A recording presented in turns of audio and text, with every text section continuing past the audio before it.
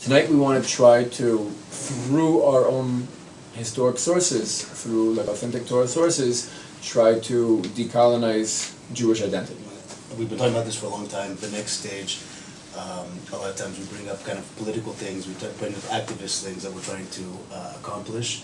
And what I've sensed is missing a lot of times is, and I've talked to other people about it, and I think that they've also sensed it, is like kind of like a deeper understanding. We're talking about going back to our authentic culture. Well, what does that mean exactly? Going back to a more authentic understanding of Torah. Well, what does that mean exactly? Hebrew identity. What does that mean exactly? And for better or for worse, in order to do that, you do have to have serious study. I mean, there's something that seriously has to be done, because basically we've been brainwashed in the wrong way. Okay, every one of us has been brainwashed in the wrong way. We've been brought up in a culture that's not our own culture. We've been brought up in a Jewish culture that's not really a Jewish culture. It's a kind of a distortion of what used to be. Okay, and which is also a part of what being a Hebrew is all about. I mean, one of our ideals is what's called Am Skula, that we're an Am Skula, a chosen people. But I think the deeper idea of understanding what Am Skula is the idea that, like Rashi says, what is a Skula? It's like a treasured people, and a treasure. It's actually in the Targum it says a treasure chest, machzan. Okay, so Am Skula is like a treasure chest, and what does a treasure chest do? It goes around the world and it picks up treasures, and so it's very, very complicated. I think our identity is very, very complicated, because there's like a source that is authentic, that is real, that is true. Chadesh Yameinu Kekedem, like renew our days as of old, is the way it's translated into English. But Kekedem, the word Kedem also means Kadima, like forward.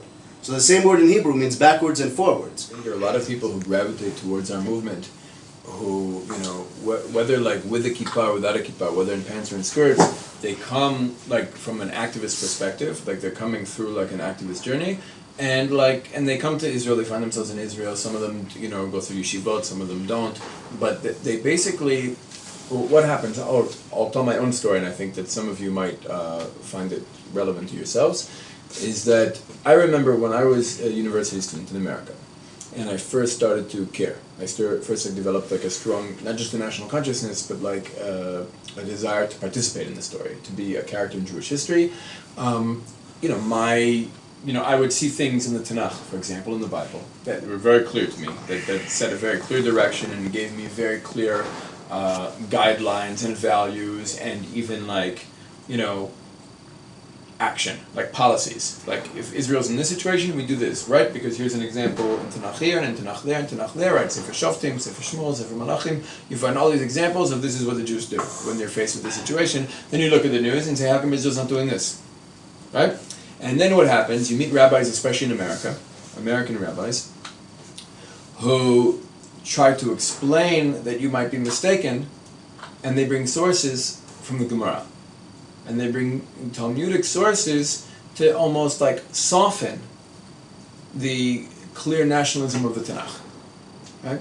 And I think that this is, the experience that activists have, who are like Chozeh B'Tshuva, is often they have a gut feeling. They know deep in their souls what's right and what's wrong, and they see clear examples in the Tanakh why they're right, and there are endless clear examples in the Gemara of why they're right as well, but because it's hard when you're Chozeh B'Tshuva to understand the Gemara, it's easy for an Americanized rabbi to come and say, no, you're wrong, and here's why. And the taste it leaves in the mouths of a lot of activists is that Torah Sheba'al Peh is not for me.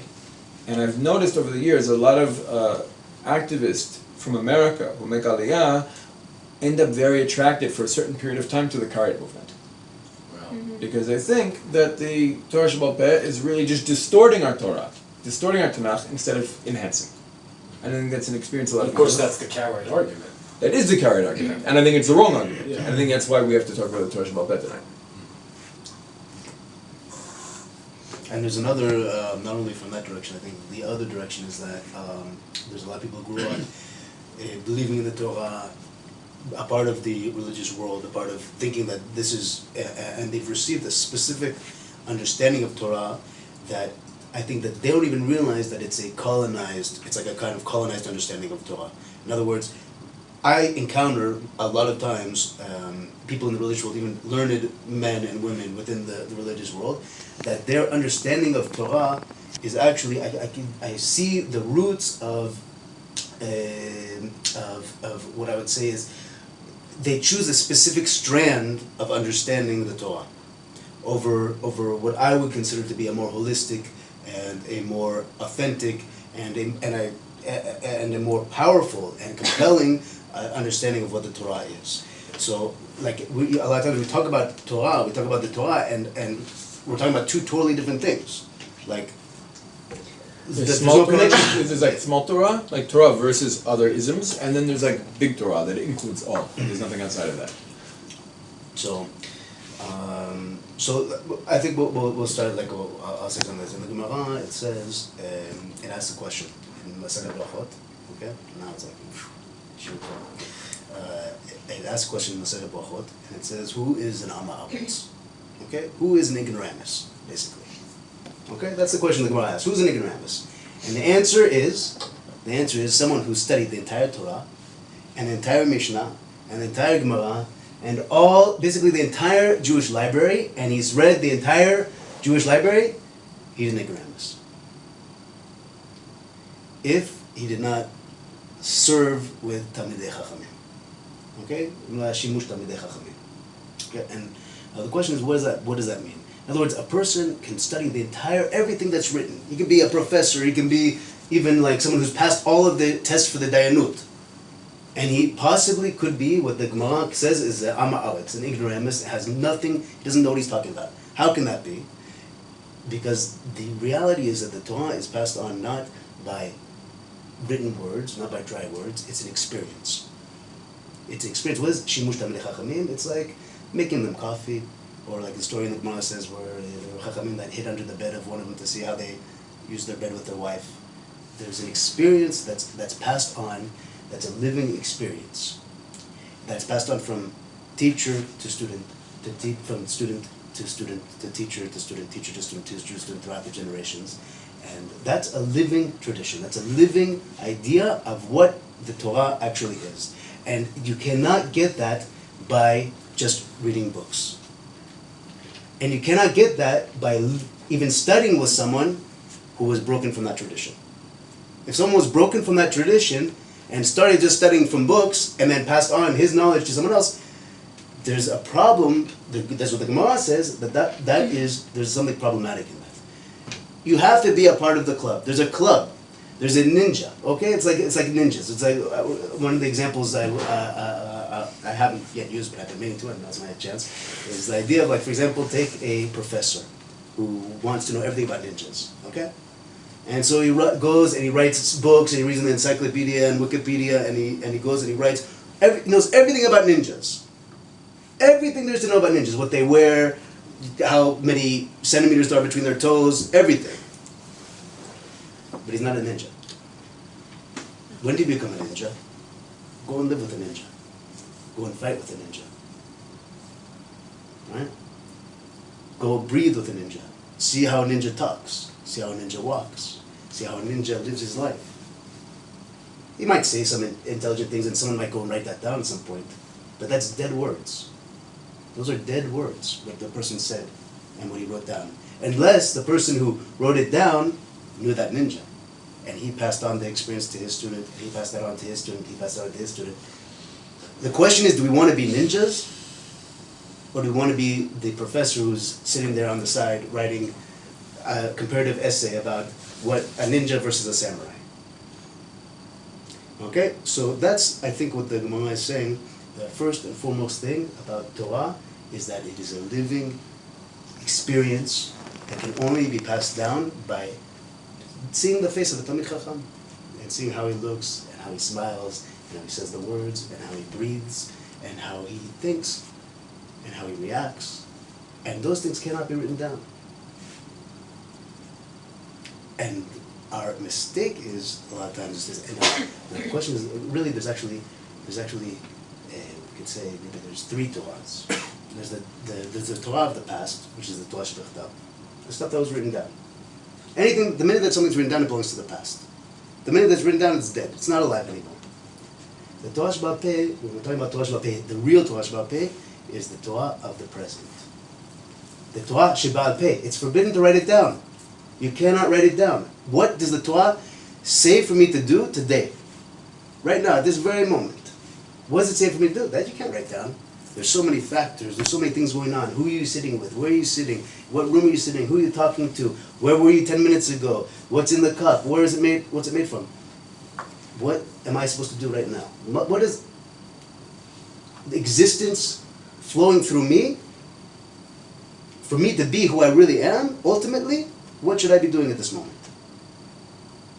That's Torah Sheba'al Peh. And when the Torah Sheba'al Peh gets written down, it becomes the Torah of the past. That's not Torah Sheba'al Peh anymore. And that's why it's forbidden, according to Jewish law, to write down Torah Sheba'al Peh. It's forbidden. And the only reason that any parts of it were written down was because of a national catastrophe that befell our people, and that we were taken out into exile, and that there was a whole civilization that Rabbi Yehuda Nasi said, I have to preserve this somehow. And so he went and he said, and he went and did a drasha, which actually has absolutely nothing to do with it. And now how do I know that the Torah Sheba'al Peh? Now the mistake, the colonized idea of Torah Sheba'al Peh, now what is the colonized idea? That is this ridiculous notion that makes absolutely no sense, and I cannot understand why I meet intelligent people, really intelligent people that actually believe this bull. They think that when you read the Gemara, that there's a pasuk, okay, there's a verse, Et la'asod la'Hashem eferu toratecha, and then the Chachamim came and they read the verses. What does this mean? What does it mean? The verse was written down a long time ago. Now we're asking ourselves what it means. What do you think it means, Rabbi Yehuda? What do you think it means? Okay, I think it means that. I think it means that. I think it's meant that. It means that. Like we're sitting in some kind of pluralistic school, asking ourselves questions about what the verse means, and that became and that was written down. That was the Gemara. That is the common idea of what Torah Sheba'al Peh, and that's what the common idea of what the Gemara is. Absolutely, I can see the Chachamim in B'Shamayim laughing at us right now, like really laughing at us. There's absolutely no connection between almost any verse and the drasha on the verse, period. Okay, there's some examples of where there are connected, but just to make my point, there's no connection between any verse and the drasha that happens on the verse. What do you mean by that? There's no connection. There's no connection. In other words, what do I mean? The Torah Shebechtav. Let's start from the beginning. What came first, the Torah Shebechtav or the Torah Sheba'al Peh? Well, technically, both of them were given to Moshe at Har Sinai. At Har Sinai. Mm-hmm. So you think that the Torah Shebechtav was given at Har Sinai? What is the Torah Shebechtav? What do we mean by that? Yeah, what do we mean by that? What's that? What we mean by that is the. It's a good question. I don't exactly know what it means. Were the 5 books of Moses? I'll make it simple for you. Were the 5 books of Moses given to the Chumash? The 5 books was given to Moshe at Har Sinai. You say they weren't, but you just said the second one they were. I know. I don't know what that. I don't exactly know what that concept means. So what was given to Moshe at Har Sinai? Well, according to the tradition, according to the Gemara, according to the Torah. It says in Pirkei Avot, Moshe kibel Torah miSinai. That's all it says. Okay, fair. Who kibel Torah miSinai. Mm-hmm. Okay. What did he get? You don't know. Just as that's what the Mishnah says. Right. By the way, I mean, there's an interesting thing to say to note that the Maharal of Prague talks about that Mishnah, and he points out that it says Moshe kibel Torah miSinai and not HaTorah, because there's a difference between Torah and HaTorah. Mm-hmm. Torah and the Torah. Moshe kibel a Torah, a teaching. I don't know what it was. Okay. We'll talk about it in a second. He learned Torah. He learned Torah, kibel Torah, received it. HaTorah, it also says that in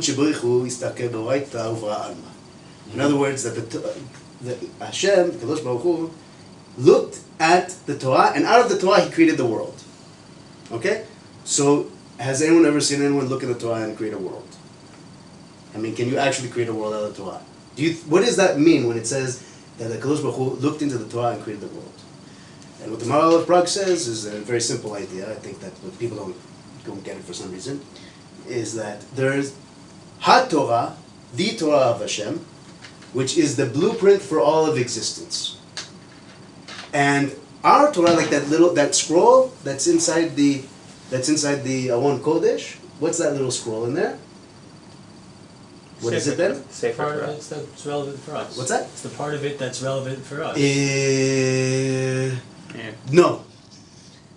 Sorry. It was an interesting. I had to think about it. I'll tell you why I say no, because it's not the part that's relevant for us.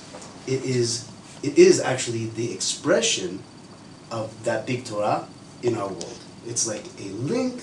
It's the addressing. A ladder. Maybe you could say, I guess it's relevant, right? It's a ladder. It's a dressing upon a dressing upon a dressing upon a dressing of layer. It is that big Torah. It's connected to it, but it's expression inside of this world. It's the earthly expression of this metaphysical concept we call Torah. Okay? And why do I say it's not only because of what's relevant in our world? Because it's relevant to all the worlds. It's relevant to all the worlds in the end. I mean, there's not really... you can, depending on who you are, when you're engaging Torah, there's some people who read the words, right? And get a very external understanding of it. And there's some people who read the words and get a deeper understanding. There's some people who read the words and get a deeper understanding. There's some people who read the white fire behind the black letters and are in Dveikut Elokit. Okay?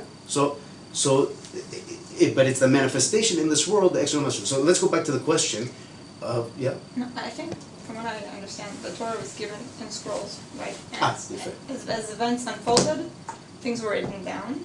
And I'm guessing that every time something was written down, they would study it, like if they would write tefillin. So they would write the verse and then they would explain orally what it meant, and they would pass it around to people. So, I just want to correct one thing that you said. Well, first of all, let me explain what you said. In the Gemara, what the actual answer is that obviously the 5 books of Moses, even no matter what they taught you in preschool, for those of you... But Avram kept Pesach. What? Avram kept Pesach. Of course he did. Yeah. course So he I kept mean, like Pesach. the argument is. Of course he kept Pesach. You know why? Because the Torah Sheba'al Peh was before the Torah Shebechtav. And it's his nature, meaning that Torah is our inner nature. What that means is That the book teaches us how to live up to. So the scroll teaches us how to live up to who we really are, like our inner nature. But let me, I want to explain, in other words, well, hold on, I don't want to kind of like lose track of where I am real quick, because that's an important point, like remind me of this in a second, because I just want to talk about, Ilah said what the Gemara actually says. The Gemara actually says that there's no way that the Torah, the 5 books of Moses, were given to Moshe at Sinai. Okay? Why not? No matter what they taught you, like those of us who are unlucky enough to be in the religious preschool, it's totally untrue. The Gemara says it, okay? That was not what happened. And it can't be, because most of the Torah actually takes place in the last year in the desert, which is 38 years after the Ma'amad HaSinai, after the standing at HaSinai. That's not what happened. What actually happened, Ilah said, is that there were 2 options. There's a machloket, there's 2 options. One is, that was given Megillot. In other words, that what Ilah described was that it was, as things happened, Moshe Rabbeinu wrote them down, and then at the end, in the 40th year in the desert, just before he died, he edited it all together. Okay, and the other option is that it was all given Sefer Chatum Nita. It was already closed, and the whole thing was written on the 40th year. Nothing was written in 40 years in the desert. Nothing was written according to that second opinion. In other words, and this is what I wanted to come back to say, is that according to our tradition, it's clear that what came first was the Torah Sheba'al Peh. 40 years in the desert with Moshe Rabbeinu. According to our tradition, according to our story, our narrative, that's our story, is that there was a tradition, a living tradition, and you pointed out that Avraham Avinu kept Pesach, and the reason why we were taken out of Egypt on Pesach is because the Torah was given to a specific people, a nation that already existed. A tribe that already existed and already had traditions and already had a language. That's why it was given in the Hebrew language, because it was given to the Hebrews in a language that they could understand. For the Lashon HaKodesh, maybe they spoke Aramaic a little bit as well, but in the Lashon HaKodesh, a language that they understood. That's why in the Torah it doesn't have anything about marriage laws. Why not? It had talked about divorce, but it doesn't talk about marriage. Why not? Because it was clear that there's a people that already had marriage traditions, and it wasn't written down. It was given to a people that already knew what tefillin was. What are tefillin, by the way? What? Tefillin. What are they? Totafot. What is totafot? It says in the Gemara. What is totafot? Totafot it's a weird word. It says in the Gemara that it's an Egyptian word. It's an Egyptian word, right? In other words, what is the tefillin? The tefillin is the It's in memory of the exodus from Egypt. Why? Because that's the ornament that the ancient Egyptians used to wear. Paro. When you think of a pharaoh, Paro, what does he have on his head? He has a little snake right here, right? Yeah. Exactly where we put the tefillin. Benenecha, between your eyes. That's what between your eyes means. Our living tradition came first. Our Torah is the living tradition of our people, of our ancestors. And at some different points in history, some little pieces of it got written down, and that's the Torah Shebechtav. The Torah Shebechtav, the written law, which in like academic circles and most of the religious world, unfortunately, the colonized religious world, or maybe we should call it, what they say is that what there's the Torah Shebechtav, and then afterwards we read it, we didn't know what it meant, and people gave all kinds of pirushim, all kinds of explanations of what it meant. But it's the exact opposite. What came first is our living tradition. And a little piece of that got written down, and it received a very important status, the Torah Shebechtav, because a person who believes, ma'amin, that the HaKadosh Baruch Hu told Moshe Rabbeinu what to wrote, and it's in Nevuah, the highest level of Nevuah possible. But nonetheless, it's only a little piece of the Torah Sheba'al Pei, and the reality is that we never, ever, ever, ever learn what to do from the Torah Shebechtav. It really fits in because you say, like how I pointed out earlier, you have a Masorah that Avraham Avinu celebrated Pesach, and one of the halachot the Shulchan Aruch brings about Pesach is that you don't really properly fulfill the mitzvah of eating matzah if you don't give at least some tzedakah for the poor people to have their own matzah. And it's during that time that Avraham Avinu, one of the ways he celebrated Pesach was through Hachnasat Orchim. And that's exactly. So you're saying that might be the source. The source of it could be from Avraham Avinu. Exactly, which is far before. Yeah. And the reality is that many of our halachot that have been passed down, our oral traditions that have been passed down, are just the ways that our fathers lived. Mm-hmm. Our holy fathers lived. The people we look up to who lived their lives in certain ways, and that was passed down. Sometimes it gets distorted, and that's why it's so important to find a Talmid Chacham who has a clean line of receiving the tradition, in order to know like where things might have gotten distorted, maybe things might have changed, and what is clear. It's very difficult to do, but there is a tradition. Yeah. So, what is the oral Torah? It's something that was given to us, like some certain rule, some sort of like collection of like oral 1,000 or 1,000,000 rules, or something that it's revealed to us, or it's happening to us year after year, or generation after generation. Right. What is it? So again, I would go back to my definition. My original definition is that the Torah Sheba'al Pei is the living Torah of the present. The Torah Shebechtav is the Torah of the past. The Torah Sheba'al Pei is the Torah of the present. Okay, and the Torah of the Atid is Torah Tanin Star. The hidden Torah is the Torah of the future. Okay, if people want to open up to the future, that's where they should go. And that is also part of the Torah Sheba'al Pei. The Torah Sheba'al Pei is the living traditions, of our people, of the height of our greatest figureheads from all time. That's the Torah Sheba'al Pei. In other words, the understanding and the explanation and the understanding of we have to understand then what Torah is. And Torah is one of the other problems of what we understand with Torah in general, is that people think that the Torah is wisdom. It's a very intelligent book. And that's what the Greeks thought. And that's why the Greeks, they wanted to have it translated into Greek. The Torah is not wisdom. It's not something that's has very smart things in it, like the Greeks thought, where they wanted to translate it into Greek and put it on the shelf here. You have Aristotle, and you have Plato, and you have Parmenides, and you have this, and you have that, and you have the Torah Moshe. Right? Another smart thing. Confucius, all in a line. There's another wisdom. It's very flattering. Wow, they wanted our smart book, our book of wisdom. But the reality is that the Torah is not wisdom at all. Okay? The Torah, now this is also a matter of really who we are. The Torah. The Torah is speech. It's a love letter. It's a love letter to the Jewish people. That's our narrative. That's our story. That's our myth. Whether you're a believing person or not believing person, that's what really the Jewish people have believed throughout the generations. That's what the great people of Israel have believed throughout the generations, is that Misha Mavaya Olam, the transcendent and immanent creator of all, wrote our ancestors a love letter. And now, in order to receive the Torah, right, you have to be the person who the love letter is addressed to. Because if I send someone a love letter, and I say, hey, you remember we were walking down the beach, and your hair was flowing, and the waves were crashing, and remember that thing in the air? So the person who I write the letter to will know what I'm talking about. But what happens now if someone on the side comes and grabs that letter and reads it?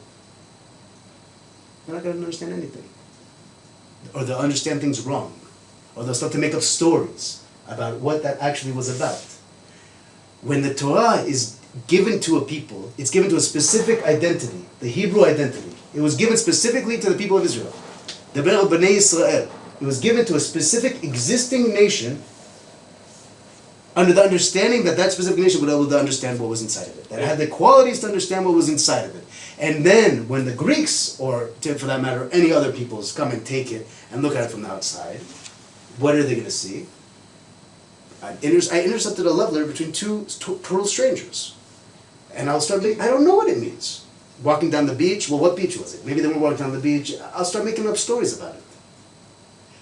That's what happened when the Greeks took the Torah and translated it into Greek. And Christianity. And that is what happened also to most Jews today. We've been colonized, and we do not have the Hebrew identity. And if you don't have the Hebrew identity, you cannot understand what the Torah says. You understand it through the eyes of the other. And the other, it wasn't written to the other. It was written specifically, Daber B'nai Yisrael, to the children of Israel. So if we are actually the children of Israel, then there's a chance we might understand it. The Torah is not wisdom, which is general, like mathematics. 2 plus 2 in China is 4. 2 plus 2 in Uganda is 4. 2 plus 2 in Argentina is 4. That's wisdom. But if we're talking about a love letter, if we're talking about speech, will, right, that changes. It depends who the giver is and who the receiver is. That's just talking about the written Torah, right? I'm talking about the totality of the Torah, Torah Shebichtav, Torah Sheba'al-Peh, and Torah Tanistar. The entirety of the Torah. In other words, what I'm talking about is the revelation of Har Sinai. What do you say? I'm confused because I thought that there was no revelation in Har Sinai according to what you're saying, and it was just kind of like a So now consummation of something that we've always had. So now let me say one other thing. Thank you very much. This is perfect timing. So the Gemara also says in Masechet Brachot, it said, what did Moshe Rabbeinu receive at Har Sinai? Okay, what did he get? 10 Commandments that everybody heard. It Or at says, least the first. well, believe. according to what you're talking about, is what we heard was only the first 2 commandments. The entire people of Israel only heard the first 2 commandments. Again, those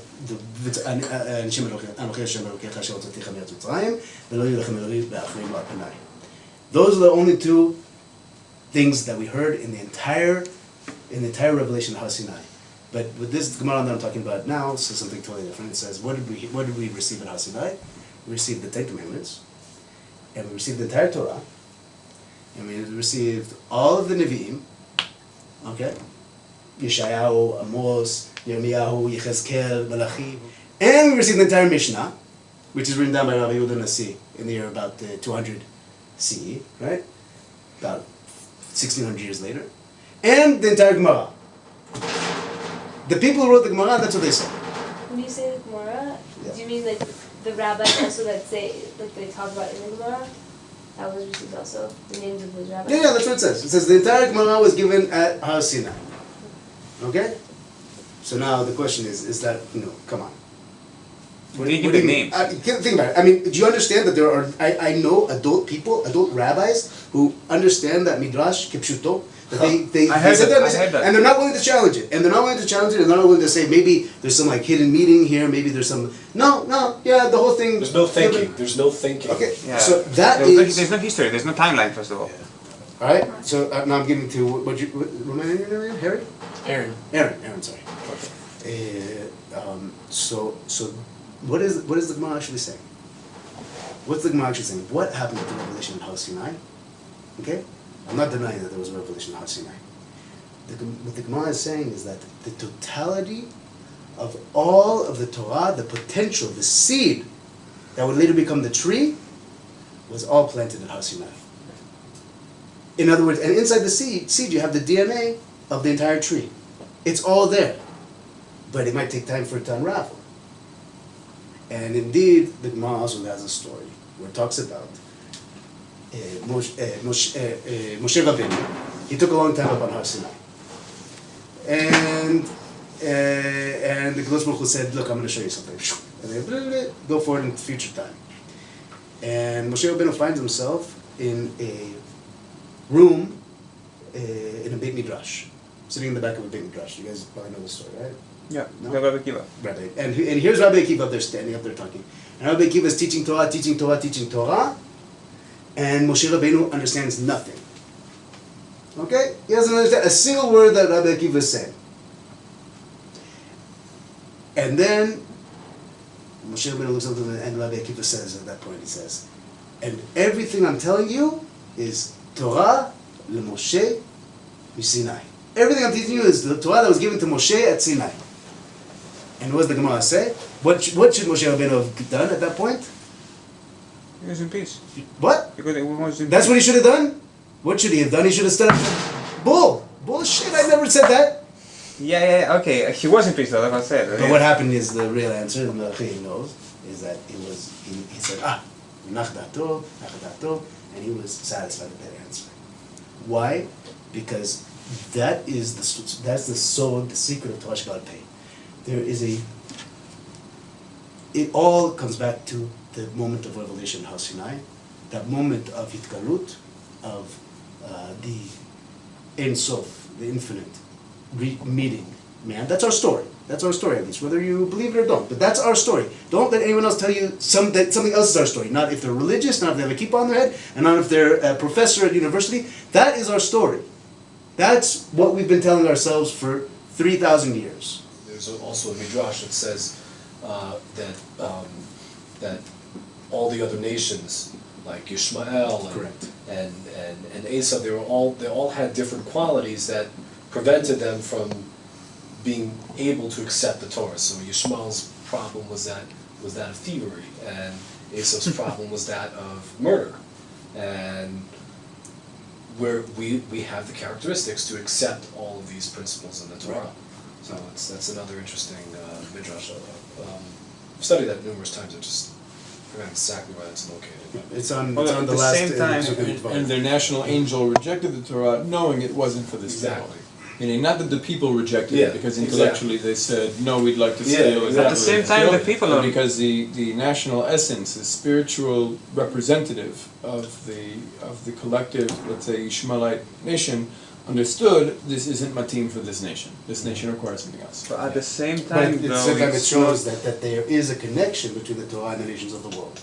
And in fact, now listen, this is carefully. This is a point I want to make. The say something that's very important. Is that the Gemara also says something else.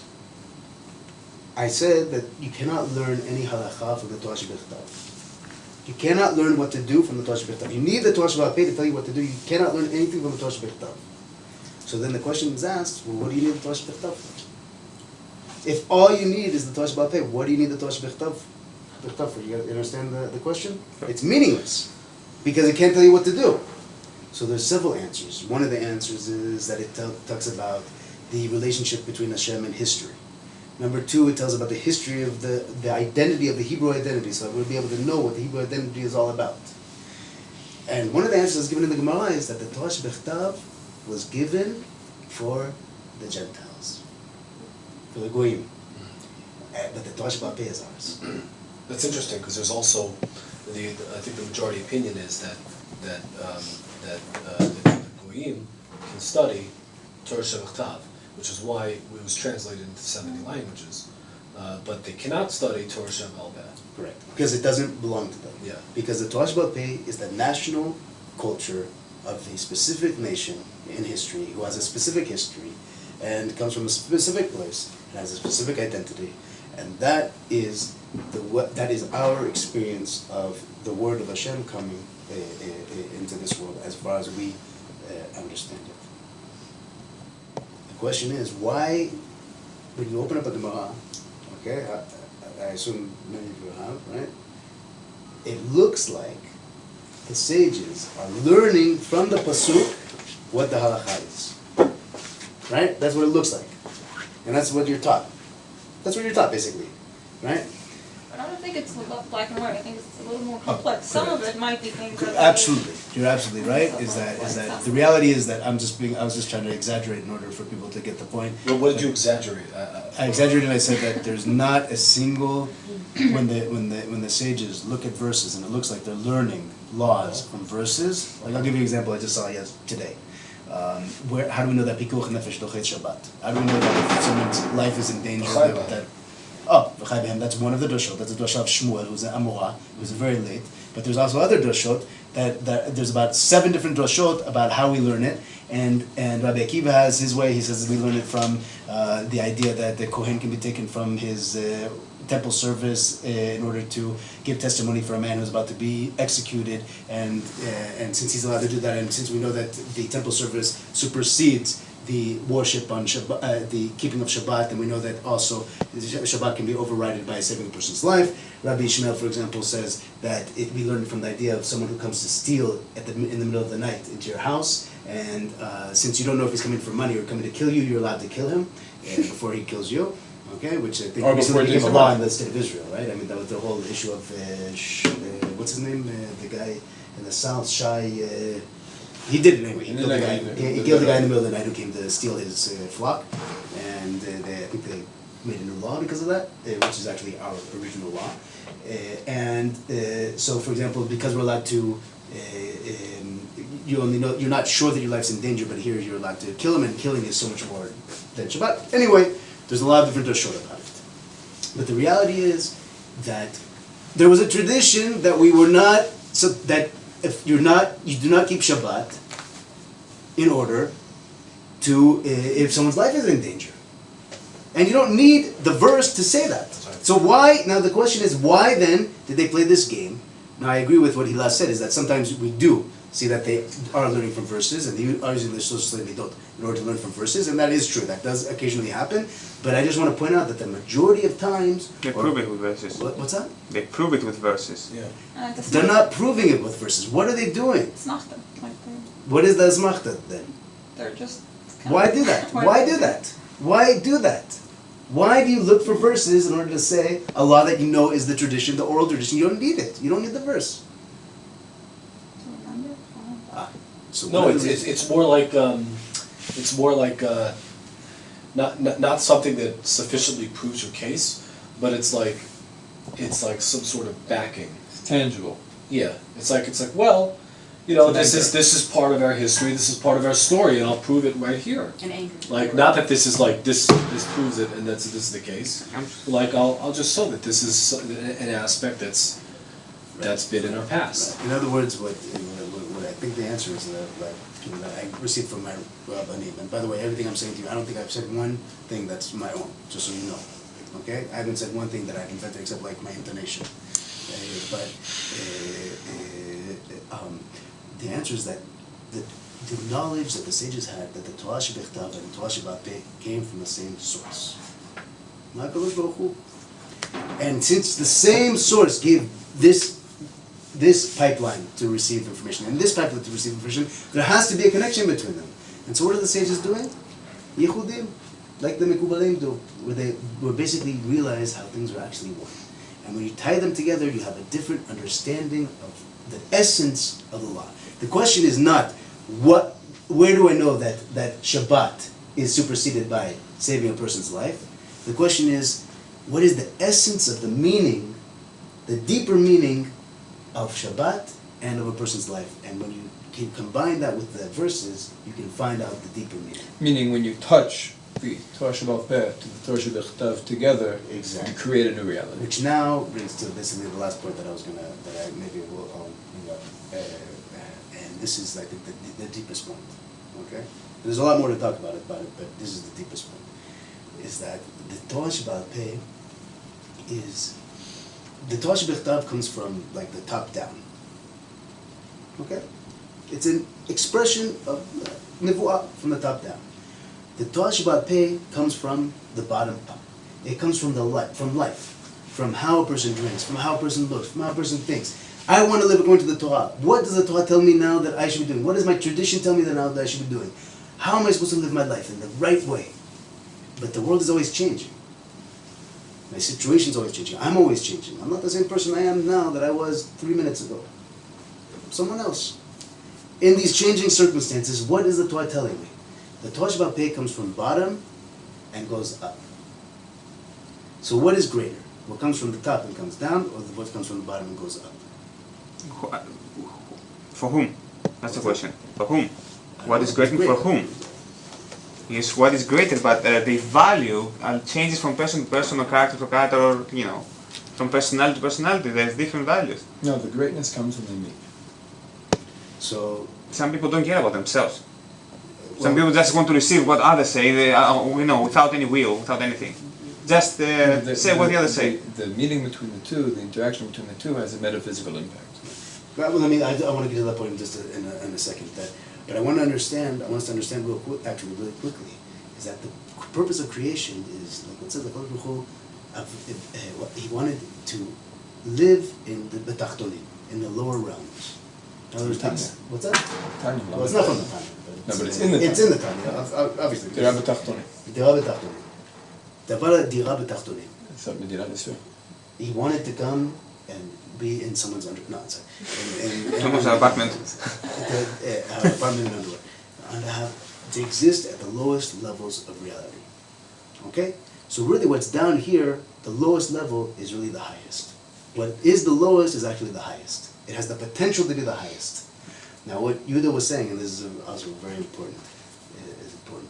In the Torah Tanistal, the idea of Torah Sheba'al Peh, what is Torah Sheba'al Peh? The Torah Sheba'al Peh is the lowest sphere. It's called Malchut. Okay? The kingdom. Malchut. The lowest is called Malchut. The lowest is called Malchut. And the highest one is called Begel? Oh. Keter. Okay. And the Torah So it's Sheba'al kingdom, crown. The lowest is called Malchut. Malchut is the soul of the people of Israel. Knesset Yisrael is Malchut. Okay? And what happens is, there's, on the Arona Kodesh, the Arona BEIT, there's the two Kruvim, like the two little angels that are hanging out there, right? On top of the Ark, Lost Ark. Lost Ark, right? The Lost Ark, right? So, yeah, like that. The Lost Ark. Now, what's the issue with the two? There's a man one and there's a woman one. Okay? By the way, it's like interesting that we're not allowed to make any kinds of statues, but in the holiest place, there's actually two statuettes. But that's a different story. That'll be like for another night. Here we have this guy and that girl. And it says in the Gemara, in Yomah, it says that when the people of Israel are doing the will of Hashem, right, the two are embraced in an intimate embrace. And when they're not doing the will of Hashem, they're looking away from each other. And the metaphor is that the male is Kadosh Baruch Hu, and the female is his bride, the Shekhinah, the feminine aspect, right? The Shekhinah, which is Malchut, Which is the soul of the Hebrew nation. The soul of the Hebrew nation. The expression of the Torah as we live it and understand it, the soul of our nation as we live it and understand the Torah today, that is the Malchut. And when they're looking at each other and they're connected in the correct way, and this is what Yudah was referring to earlier, is that union between them is the yichud of Kiddush Avrichu v'Shchinte, the Torah Shebechtav and the Torah Sheba'al Peh, when they come together and they become one. So just to maybe summarize the idea of the Torah Sheba'al Peh, what is the Torah Sheba'al Peh really? Okay? The Torah Sheba'al Peh is the living expression of how our nation lives its relationship with the highest ideals that we can understand, the highest aspirations that we can understand, which is basically our relationship with what we call the Kadosh Baruch Hu, and how that is expressed in our lives, and how that is expressed in the world we live in a changing environment, in changing circumstances, in changing civilizations around us, and how we interact with that in the correct way in order for that to reflect really and to be understanding truly the love letter that was given to our nation. And in order to do that, we have to be really adopt and have the Hebrew identity and live it in the fullest sense. And that is That is a nation that manifests the divine ideal in all spheres of human behavior. Like Dira B'Tachtonim is, at present at least, like Malchut Yisrael, Medinat Yisrael, like the state of Israel, is Yesod Kisei Hashem Be'olam, this root, this beginning of Hashem's throne in the world, because ultimately the ideal is that we live as a nation, Mamlachet Kohanim V'Kol Kadosh, that lives, that manifests, that shines the divine ideal in all spheres of human behavior, and that's Bigan or Goyim. That is how we influence mankind. Not through speeches, not through propaganda, but rather through a nation that lives the divine ideal in a way that people just see it and are inspired by it and want to live it themselves, and that's ultimately Tikkun Olam, and that's the mission.